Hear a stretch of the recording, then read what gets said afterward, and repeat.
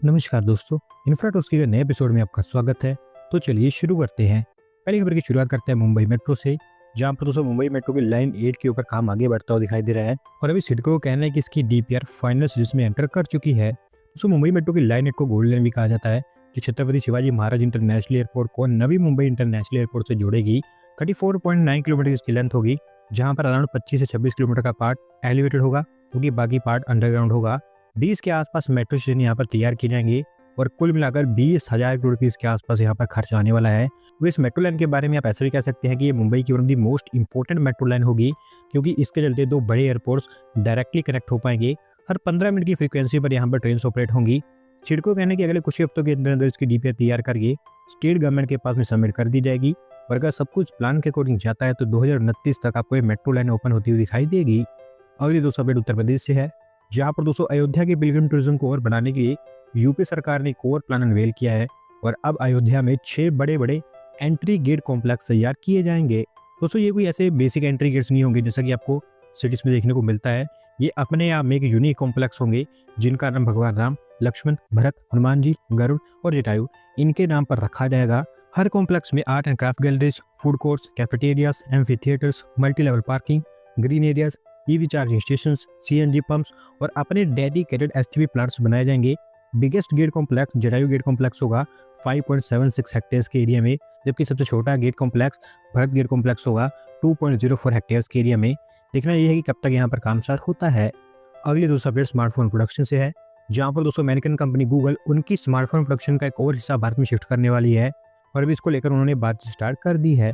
दोस्तों अमेरिकन सरकार की टैरिफ पॉलिसी के चलते पूरी दुनिया में ट्रेड सिनेरियो एकदम चेंज हो गया है और क्योंकि भारत सरकार यहाँ पर कोशिश कर रही है कि अमेरिका के साथ एक ट्रेड डील साइन कर ली जाए, तो अब हमारे पास सबसे बेहतर समय है कि मैन्युफैक्चरिंग कंपनीज को भारत में लाया जाए और यहाँ से प्रोडक्ट मैन्युफैक्चर करके दुनिया में एक्सपोर्ट किया जाए। उसी का ये नतीजा है कि गूगल वियतनाम से उनकी प्रोडक्शन का एक पोर्शन भारत में शिफ्ट करने वाला है। इंडियन कंपनी डिक्सन टेक्नोलॉजीज और ताइवानीज कंपनी फॉक्सकॉन, इन दोनों के साथ में ही इन्होंने बातचीत स्टार्ट की है, जो ऑलरेडी गूगल पिक्सल स्मार्टफोन्स को मैन्युफैक्चर करते हैं भारत में। इसके साथ साथ क्रिटिकल कंपोनेंट्स जैसे कि chargers, fingerprint sensors, enclosures, batteries, इन सब चीज़ों को भी गूगल लोकली प्रोड्यूस करने वाला भारत के अंदर। और आप कह सकते हैं कि हमारे देश के इलेक्ट्रॉनिक सेक्टर के लिए काफ़ी अच्छी अपडेट है। अगली दोस्तों अपडेट गुजरात से है, जहाँ पर दोस्तों अरीड ग्रुप पायल इंडस्ट्रियल पार्क के दूसरे फेज के ऊपर काम स्टार्ट करने जा रहा है और इसको लेकर उन्होंने 1200 करोड़ रुपये का इन्वेस्टमेंट प्लान हमारे सामने रखा है। दोस्तों पायल इंडस्ट्रियल पार्क गुजरात के दहेज में लोकेटेड है। इसका पहला फेज काफ़ी सक्सेसफुल रहा था, क्योंकि 12,000 करोड़ रुपये से ऊपर की वहाँ पर इन्वेस्टमेंट देखने को मिली थी। ऑलमोस्ट आप कह सकते हैं कि दूसरा फेज भी पहले फेज की तरह सिमिलर ही होगा। 850 एकड़ के एरिया में फैला होगा और पीसीपीआईआर रीजन में तैयार होगा, जो ऑलरेडी एक अच्छा खासा इंडस्ट्रियल एरिया बन चुका है। केमिकल्स, ग्रीन एनर्जी और एडवांस मटेरियल से रिलेटेड यूनिट्स यहाँ पर बनकर तैयार होंगी। इस फेज का की कंपोनेंट ये भी होगा कि इस बार लेबर्स के लिए 80 एकड़ के एरिया में हाउसेस भी बनाए जाएंगे। 1000 के आसपास डोमेट्रीज यहाँ पर तैयार होंगी। ओवरऑल कंपनी के लिए प्लग एंड प्ले इंफ्रास्ट्रक्चर यहाँ पर तैयार किया जाएगा और होपफुली यहाँ पर हमें 10,000 करोड़ रुपये से ऊपर की इन्वेस्टमेंट देखने को मिलेगी। अगली दोस्तों अपडेट दिल्ली से है, जहाँ पर दोस्तों दिल्ली सरकार के द्वारा 76 और इलेक्ट्रिक बसेस को रोल आउट कर दिया गया है और इन बसेस को लास्ट माइल कनेक्टिविटी के लिए यूज किया जाएगा।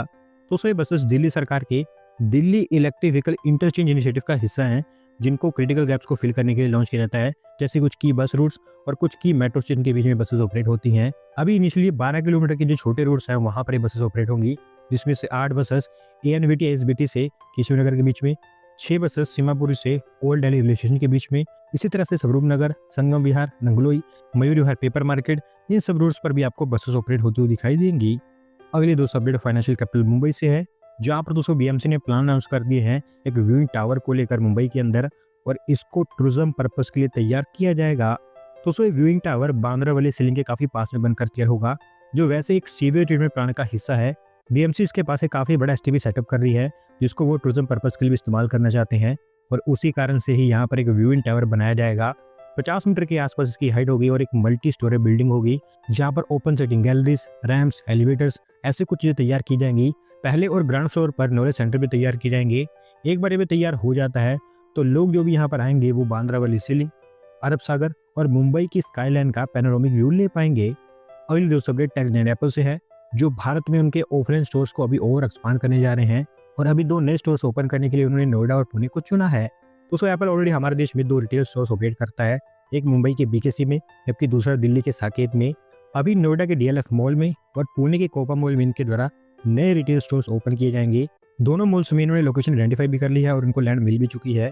जैसे ये स्टोर्स ओपन हो जाते हैं तो इसके बाद 2 और स्टोर इनके द्वारा भारत में ओपन किए जाएंगे। उनमें से एक मुंबई में ही बनकर तैयार होगा, जबकि दूसरा बेंगलोर में बनकर तैयार होगा। अगली दोस्तों अपडेट इलेक्ट्रॉनिक मैन्युफैक्चरिंग से है, जहां पर दोस्तों भारत सरकार की आईटी हार्डवेयर पिलर स्कीम अभी कुछ मोमेंटम गेन करती हुई दिखाई दे रही है और अब धीरे धीरे बहुत सारी कंपनीज चाइना से उनके प्रोडक्शन को भारत में शिफ्ट करने लगी हैं। दोस्तों ऐसा नहीं है कि ये सभी कंपनीज उनकी पूरी की पूरी प्रोडक्शन इंडिया में शिफ्ट कर देंगे, वो तो ऑलमोस्ट इम्पॉसिबल ही है, क्योंकि चाइना का सप्लाई चेन नेटवर्क बहुत ही ज़्यादा स्ट्रॉन्ग है, जिसको रिप्लेस करना भी बहुत मुश्किल है। बस ये कंपनीज उनके प्रोडक्शन का एक पोर्शन भारत में शिफ्ट करेंगे, जो हमारे लिए काफ़ी अच्छी अपडेट है। आईटी हार्डवेयर पिलर स्कीम जो कि मई 2023 में लॉन्च की गई थी 17,000 करोड़ रुपये के इंसेंटिव के साथ, उसको काफ़ी स्लो स्टार्ट मिला था, कंपनी ज़्यादा इंटरेस्ट नहीं दिखा रही थी। पर अब क्योंकि US China trade war intensify हो चुकी है, तो बहुत सारी कंपनीज अब भारत में आने लगी हैं। डिक्सन टेक्नोलॉजीज ऑलरेडी एचपी के लिए तमिलनाडु में फैसिलिटी तैयार कर रहा है। आसूस और लेनोवो के साथ में उन्होंने टाई अप अनाउंस कर दिया है। एसर के लिए वो पहले से ही काम कर रहे थे। अब उसके साथ साथ एमएसआई ने सायरमा एसजीएस के साथ में टाई अप अनाउंस किया है, जबकि आसूस ने वीवीडीएन के साथ में मिलकर मानेसर में एक नई असेंबली लाइन ओपन कर दी है, जहां पर हर 4 मिनट में एक लैपटॉप प्रोड्यूस किया जाएगा। होपफुली आप कह सकते हैं कि जैसी सक्सेस हमें स्मार्टफोन के एरिया में देखने को मिली है, सेम हम यहाँ पर भी रेप्लिकेट कर पाएंगे। अगली दोस्त अपडेट तमिलनाडु से है, जहां पर दोस्तों एनर्जी डिपार्टमेंट ऑफ तमिलनाडु उनकी कोल बेस्ड पावर प्रोडक्शन को और इंक्रीज करने जा रहा है और इसके लिए उन्होंने 2700 करोड़ रुपये का एक्सपेंशन प्लान सामने रखा है। दोस्तों बेसिकली यहाँ पर कई सारे नए इनिशिएटिव्स लिए जाएंगे।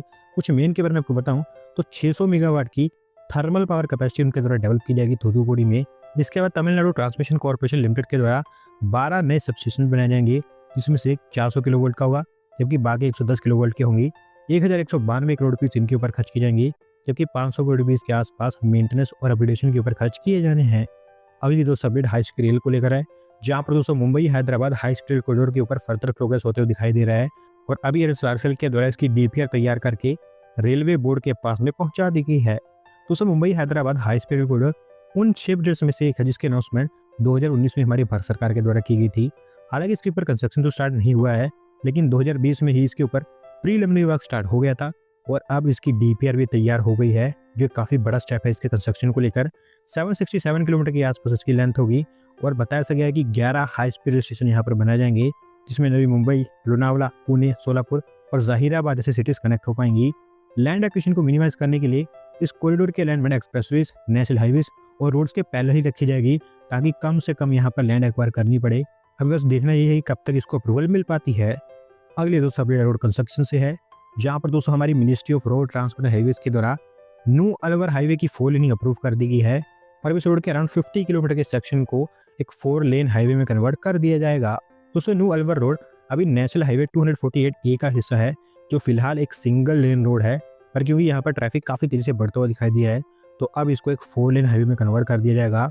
नू से फिरोजपुर झिरका तक 4 लेन का नया हाईवे बनेगा, जबकि 6.84 किलोमीटर की स्ट्रेच बलाब से भदास तक इसको अपग्रेड कर दिया जाएगा। इस प्रोग्राम के अंदर 480 करोड़ रुपये के आसपास यहाँ पर खर्च की जाएंगे और अभी क्योंकि अप्रूवल मिल गई है, तो अगले कुछ हफ्तों के अंदर अंदर कंस्ट्रक्शन स्टार्ट हो जाएगा और अगले साल के अंत तक आपको ये कंप्लीट होता हुआ दिखाई देगा। आज की दोस्तों आखिरी अपडेट बेंगलोर से है, जहाँ पर दोस्तों कैंपेगौड़ा इंटरनेशनल एयरपोर्ट पर अभी एक और लॉजिस्टिक पार्क बनकर तैयार हो गया है और इसे AISATS BR लॉजिस्टिक पार्क के द्वारा तैयार किया गया है। दोस्तों लॉजिस्टिक पार्क हमारे देश के सदर्न पार्ट में one of the largest own airport logistic park है, क्योंकि ये एयरपोर्ट के प्रीमाइसेस के अंदर ही बनकर तैयार हुआ है। 8 एकड़ के एरिया में फैला है, जहां पर कार्गो मूवमेंट को लेकर वर्ल्ड क्लास ट्रैकिंग इंफ्रास्ट्रक्चर के द्वारा तैयार किया गया है। कुल मिलाकर 200 करोड़ रुपये यहाँ पर खर्च किए गए हैं और अब ये कमर्शियल यूज के लिए तैयार है। दोस्तों आज की वीडियो में बस इतना ही। अगर आप अपनी तरफ से अपडेट सबमिट करना चाहते हैं तो डिस्क्रिप्शन में दिए गए लिंक पर क्लिक करके सबमिट कर सकते हैं। और अगर आज की वीडियो पसंद आई हो तो वीडियो को लाइक करें, चैनल को सब्सक्राइब करें। धन्यवाद वीडियो को देखने के लिए।